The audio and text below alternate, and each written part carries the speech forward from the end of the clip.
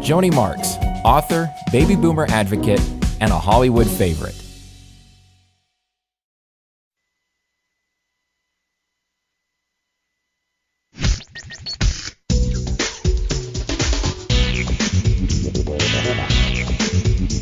You are listening to the most original talk radio station anywhere. We are LA Talk Radio at latalkradio.com.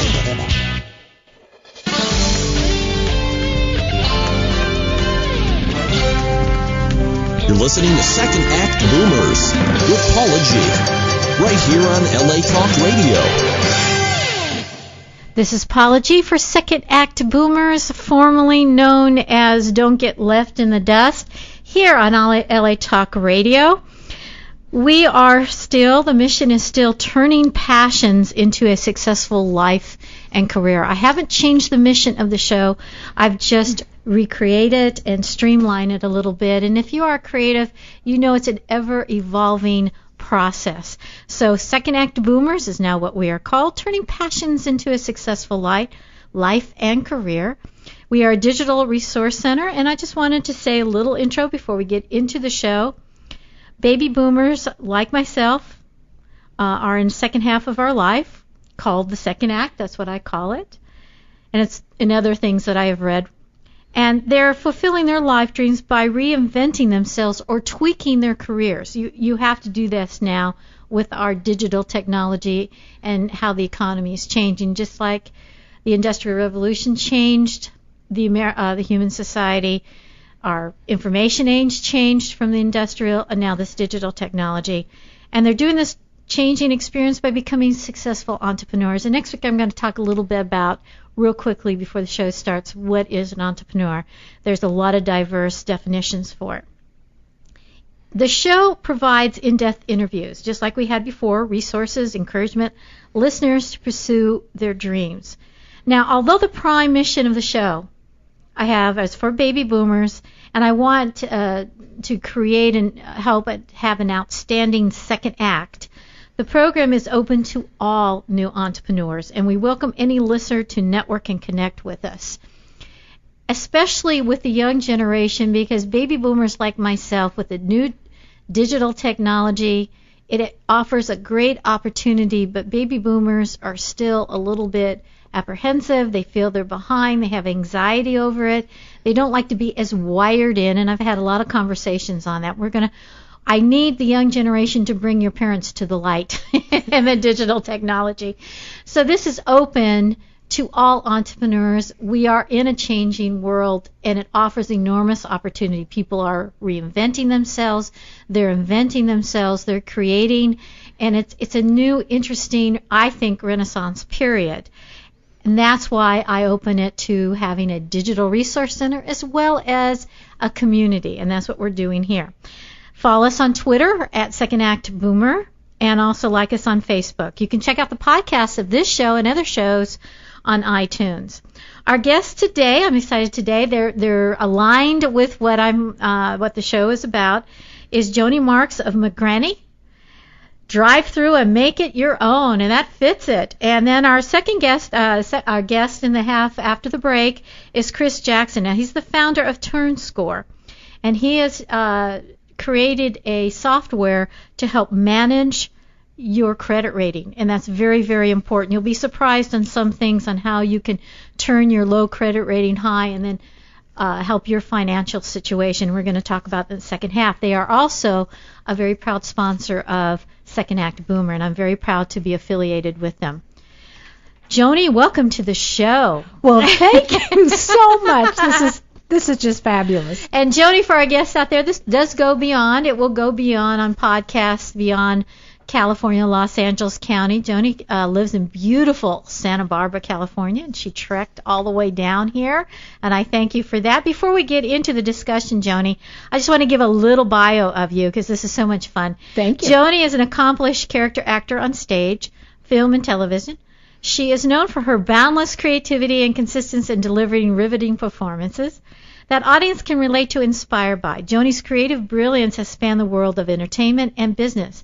As a full-time professional actor and a founder of successful multi-million-dollar company, she's determined, this is her mission, and inspired to change the image of media and society as of boomers, baby boomers.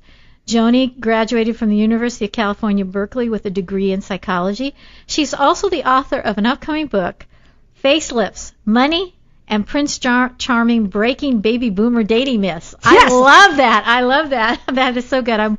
Is that out? Is that book out now, or is it coming out? It's coming out shortly. Well, in you'll a couple have of to months. you will have to let us know and then come on the show and talk about that, because there's so many on your site. It's Joanie Marx' site, because she's definitely aligned with what the show is about in helping boomers in the second act and reinventing ourselves and creating ourselves. She has a lot of great subjects that I like to cover, so definitely want to do that. Now, your motto on your site is you're the voice of baby boomers. What do you mean by that? I mean that baby boomers are alive, we're enthusiastic, we're not old, we're not decrepit, and we're not obsolete. And the reason I came about this is I'm an actress. And after a while, not that long ago, I noticed that my phone wasn't ringing. I was not getting any auditions. And I talked to my other fellow actors and actresses of my age, and lo and behold, they were sitting there with no auditions either. So if you go online and you look up roles that are open, I was noticing that all of them said they wanted someone who was frail and dying. If you're over a certain age, it's like that hasn't changed in 50, 60 years, though, Joanie. They did that years ago. I know it. And so I thought, okay, well, this will be great when I'm old and frail and dying, but I'm not. You're not even close to that. No. I know. So I thought, this is the problem. It isn't so much that my agents are getting me out, and I did a few iterations of changing agents, and I realized that was a little bit like rearranging the deck chairs on the Titanic. The situation did not change. So I decided the situation was there just aren't a lot of jobs. And the reason there aren't a lot of jobs is that, especially in the world of commercials, advertisers didn't see us as young, viable, healthy people out there with money to spend, and that we were the audience they should be targeting. So that led me to deciding I should write my own commercial. And so I did, and I created my character, and her name is McGranny. And so it's a fast food commercials, as 3 of them, spec commercials, and it's called the McGranny Secret. So you have to watch the commercials to get the secret.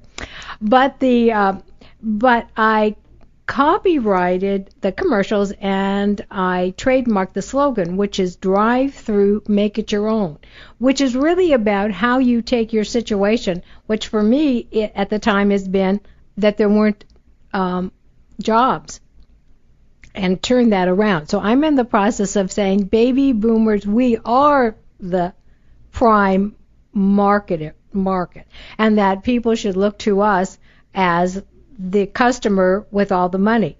And this is really amazing, Paula, that baby boomers are the largest financially influential group in the entire world.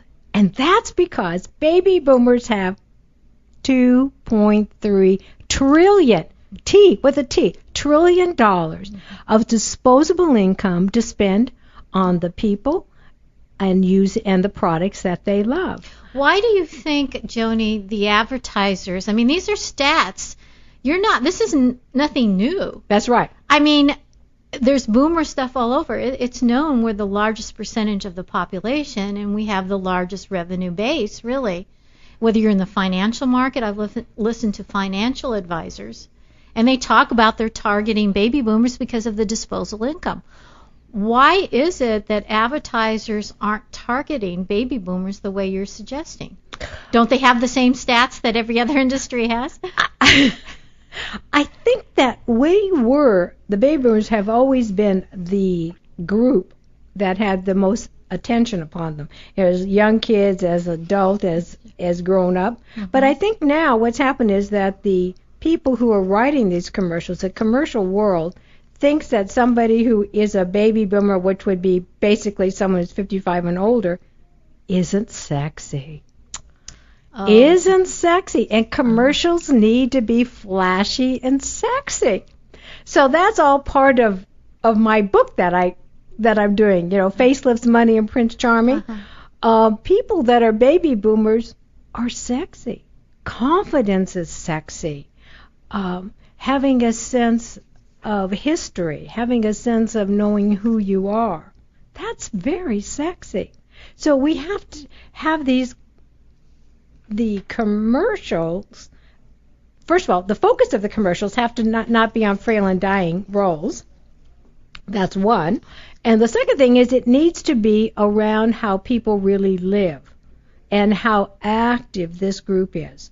And so that the advertising world is operating under what our parents and our grandparents thought of themselves. When they were at that age. When they were that age, and we don't. No, we don't. But do you think also maybe the people who are in charge of the advertising, the CEOs, are younger too? I think they're younger, and so they see anybody who's 55 and older is the way old. we did. Yeah. Duh. We are now. When I said the second act, we are now the older generation. But and it's funny when I have conversations with fellow baby boomers, we just don't feel that way. No, we don't. Or we say, 1980s, or we go back to our high school and we say, my God, that's 40 years ago, or my high school reunion is 30 years ago, 40 years ago, and I say, well, yeah, that sounds a little obscene to me. It just doesn't feel that way. And I agree with you. You look at pictures of our parents at our age, or even our grandparents, we don't look that way. We're not going to be doing that.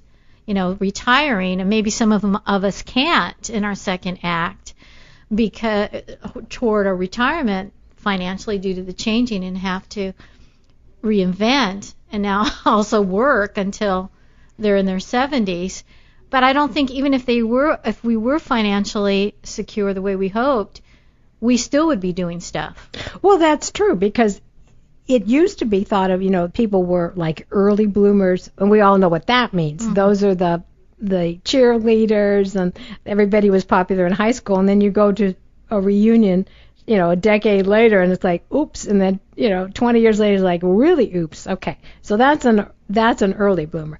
A late bloomer would be like someone who maybe gets their act together, so to speak, in their 30s. I went to a reunion, and one of the fellows there said that he had a PhD in plant pathology. And I couldn't believe it. I thought he was such a jerk in high school. And I actually went and looked it up, and it was true. So that's an example of a late bloomer. But I think what we're trying to do as baby boomers is be perennial bloomers, so that the concept that you are constantly evolving is the norm, not the exception. Mm-hmm. And so that your sense of self, your sense of your own sexuality, your sense of your own spot in the universe shifts, but the importance of who you are is not diminished by your age.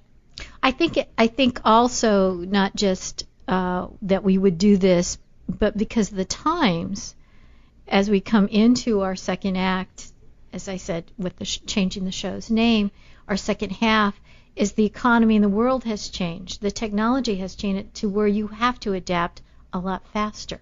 Incredibly faster. And a lot of baby boomers, when I call the show Don't Get Left in the Dust, a lot of us felt like we were behind compared to the younger generation that was so wired in to the new technology, they just knew it by second nature.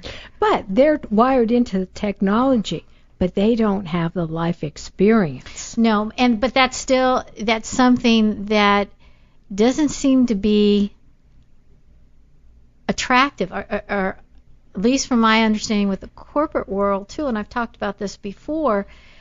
I used to think life experience meant something when I was younger. That always meant something, but it seems from a business sense, unless I'm wrong, they're not seeing life experience as an important element. Well, that's why it comes down to being an entrepreneur and the economics. When they see that they put a commercial on which is well situated and is accurately purports who baby boomers are, mm-hmm. and then there are more people who then buy the product. So it's a matter of using your money as a consumer to encourage people to appreciate you. If you're spending your money, you ought to be appreciated. So that if someone takes a chance, let's say like a fast food chain, like a McDonald's, takes a chance on my Granny Secret, and they see how many seniors are already always in their restaurants. Yes, because it's inexpensive for them. Yeah. I mean, for when you're on a fixed budget, a lot of them maybe, McDonald's is definitely a place to go. Right, and they see all the ramifications of the McGranny Secret, and that turns into revenue, and that turns into more publicity, that the chain is more sensitive to the whole community in which the franchise is sitting in. Then money talks. Well, it always does.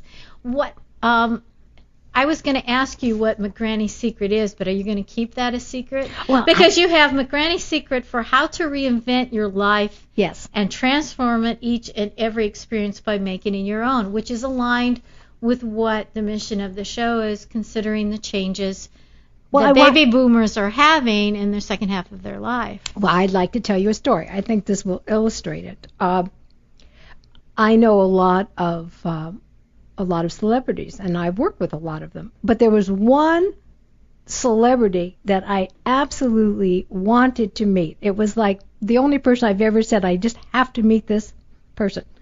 Well, actually, it turns out it's not a person. This was, if you remember, Zenyatta, the racehorse, the filly. Mm-hmm. Huge horse. She won 19 races when I met her, 19 straight. And she's just a force of nature.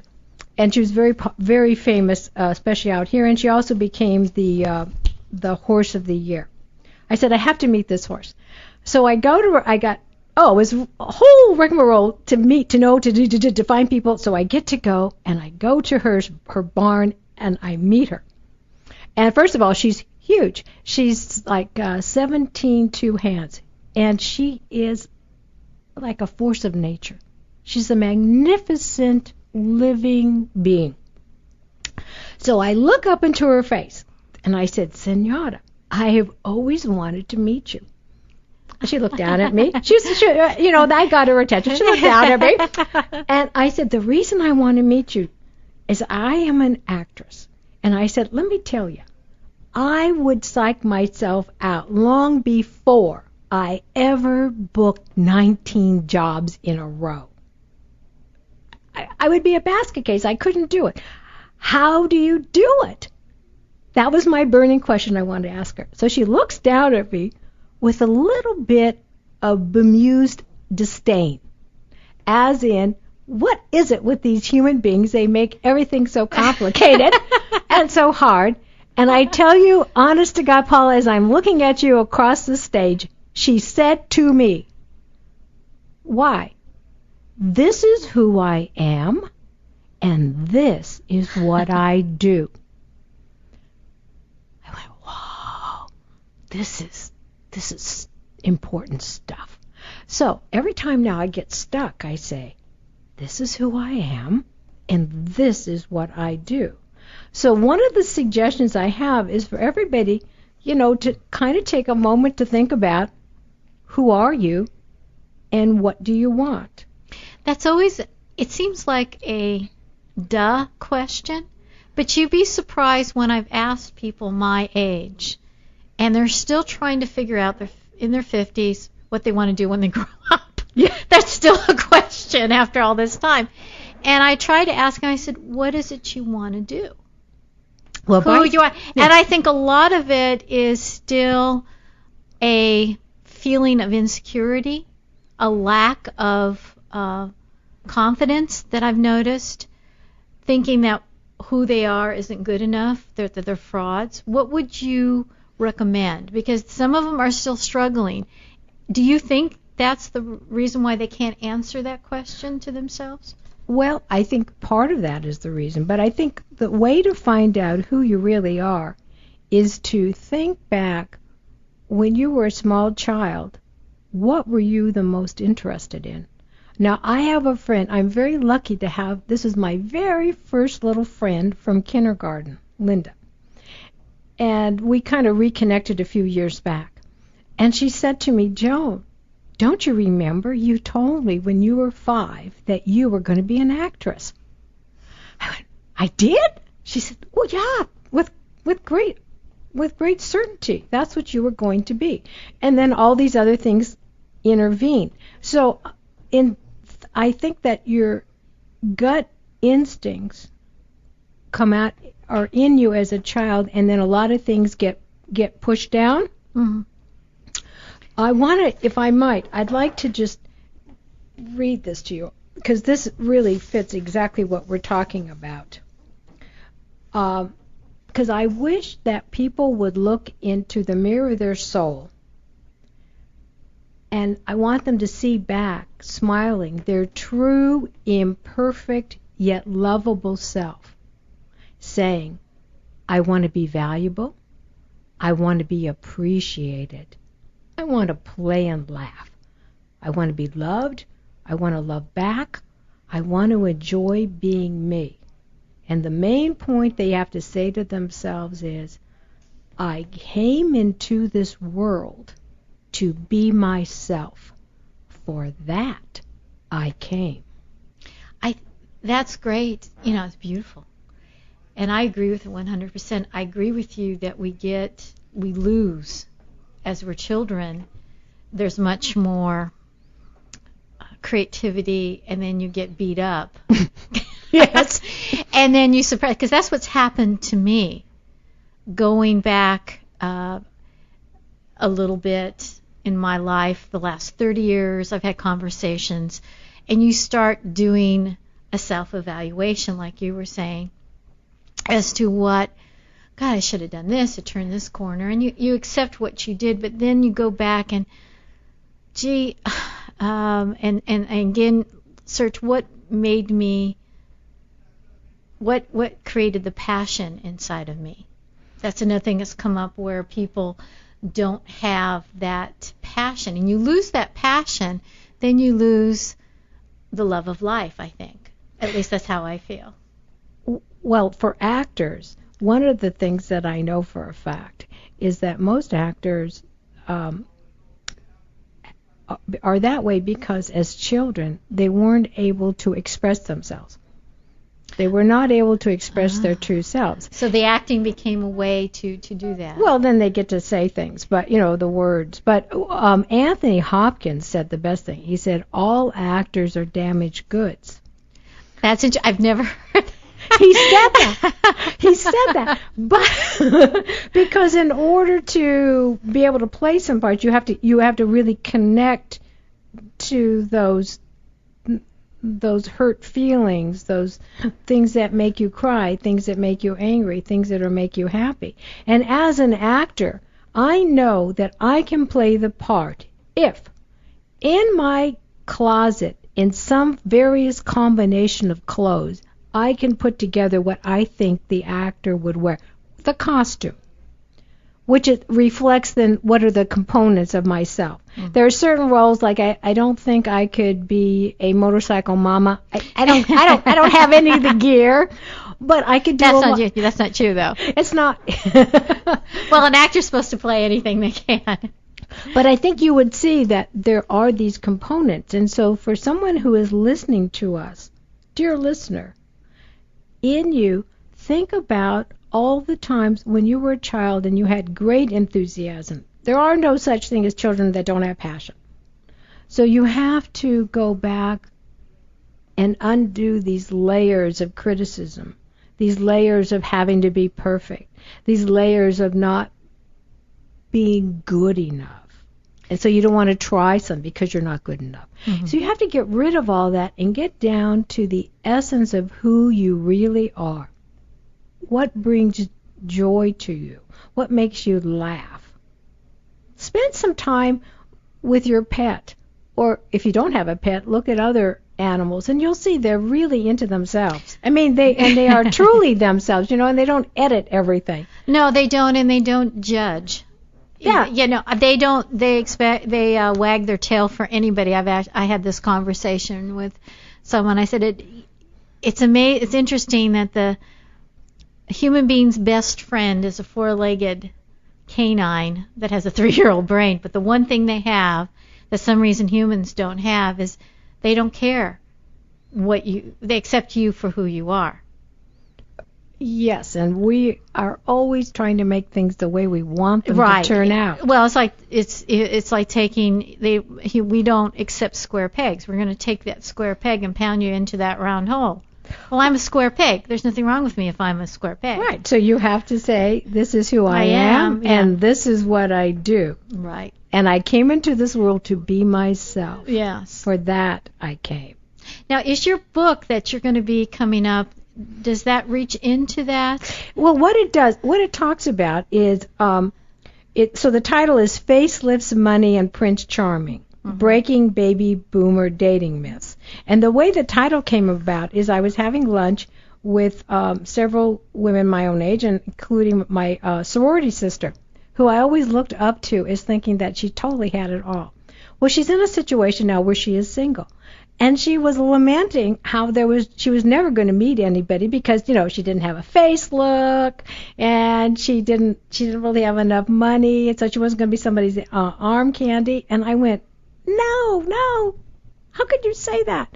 So the point being is you need to come from a point of view of abundance, that what you need in the world there is an abundance of, not coming from a sense of scarcity.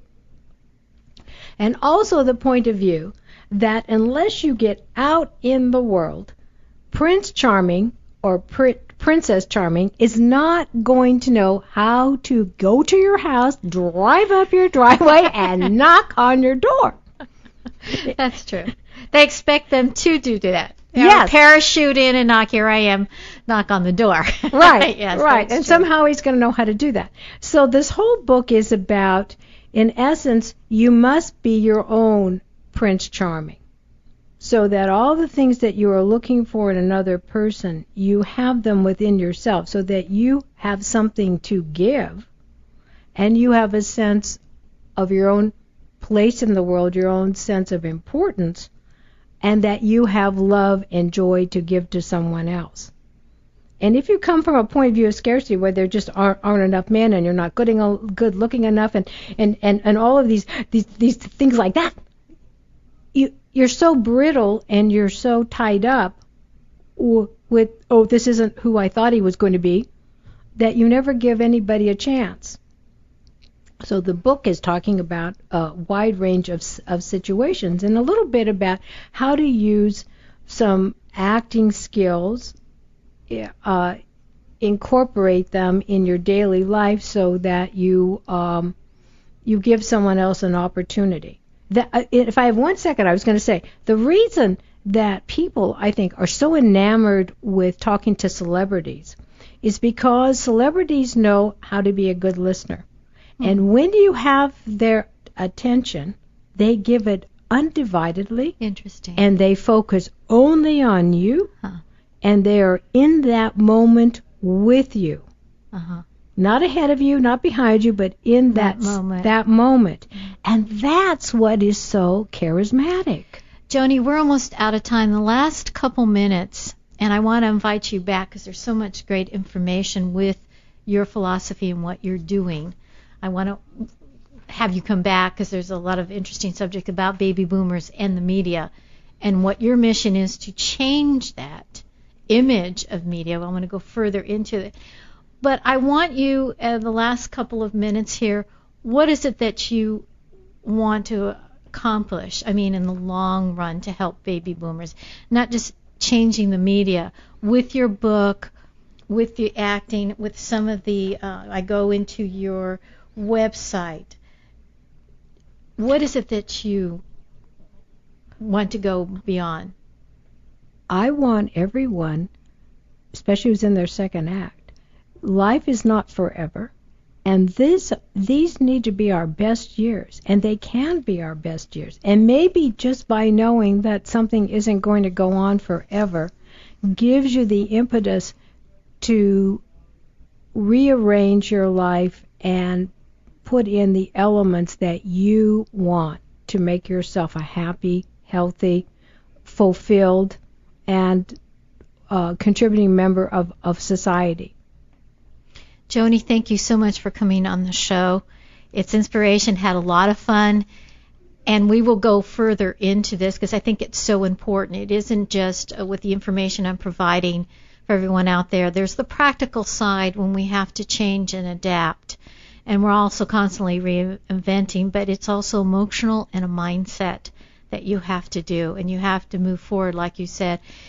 You have to have the feeling good about yourself inside and to be happy.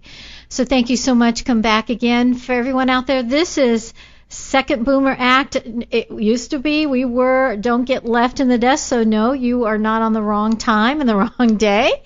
So stay with us. When we come back, we're going to be talking to Mr. Chris Jackson. He is the founder of TurnScore. Now, TurnScore is this is a credit management software to help you, and they are a proud sponsor of Second Act Boomer. And as I said earlier in the show, I am proud to be affiliate. It's to help with your credit score and help you get financially back on your feet if you have your credit score at too low. So hang in there. We'll be back in a few. He'll be calling in from Minnesota. Stay tuned.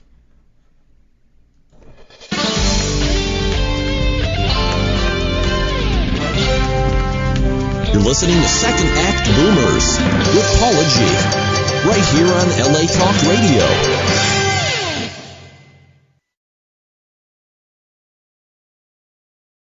Joanie Marx, author, baby boomer advocate, and a Hollywood favorite.